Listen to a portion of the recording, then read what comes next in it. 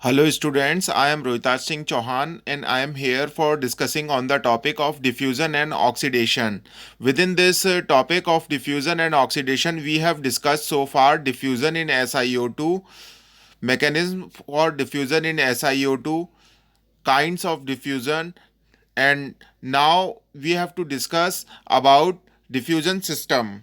The basic requirements of any diffusion system are that a means be provided for bringing the diffusing impurity in contact with suitably prepared slice and maintained there for a specified time and temperature.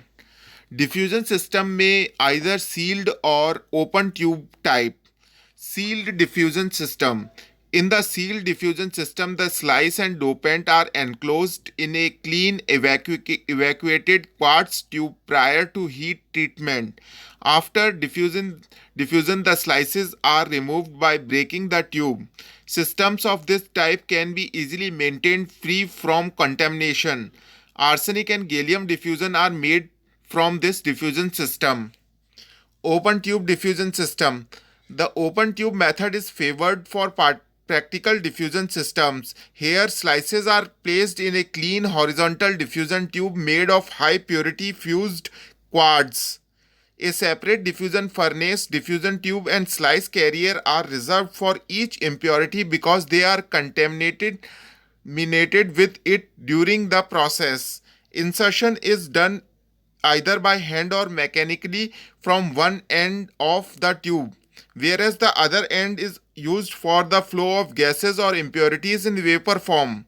This method is capable of handling a number of slices of one time and is considerably more convenient than the sealed tube systems. Choice of source. There are mainly three kinds of sources for diffusion process: solid source, liquid source, and gaseous source. Now we are going to discuss our first source, that is solid source diffusion system. In this diffusion systems, a platinum boat is used to hold a solid source of the dopant species from the carrier with the semiconductor wafers. In operation, the carrier gas transports vapor from this source and deposits them on the semiconductor slices. Source shutoff is usually accomplished by moving the dopant source to a colder region of furnace. The success of this technique depends critically on vapor pressure of the source. Now, the next diffusion system is liquid source diffusion system.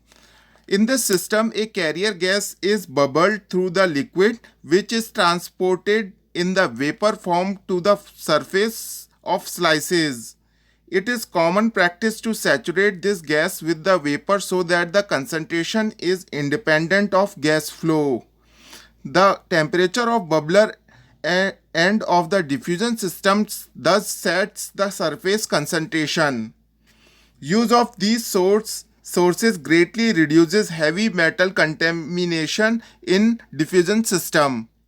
Now our third one and the final diffusion system is gaseous source diffusion system. The gaseous source diffusion system is more convenient than the liquid source. Again, it is common practice to use an excess dopant gas concentration so that these systems are relatively insensitive to gas flow rate. Here provision is made for an ambient carrier gas in is which the diffusion takes place. In addition, a chemical trap is often incorporated to dispose of unreacted dopant gases, which are highly dangerous. Thus, it is difficult to maintain doping uniformity over all slices during diffusion run and even over the surface area of each individual slice. To avoid these problems, we use spin-on techniques, planar dopant source system, or ion implantation. In spin-on technique, a dilute mixture of dopant compound in an organosilane is used as the source chemical. So this is all about the diffusion systems. Thanking you.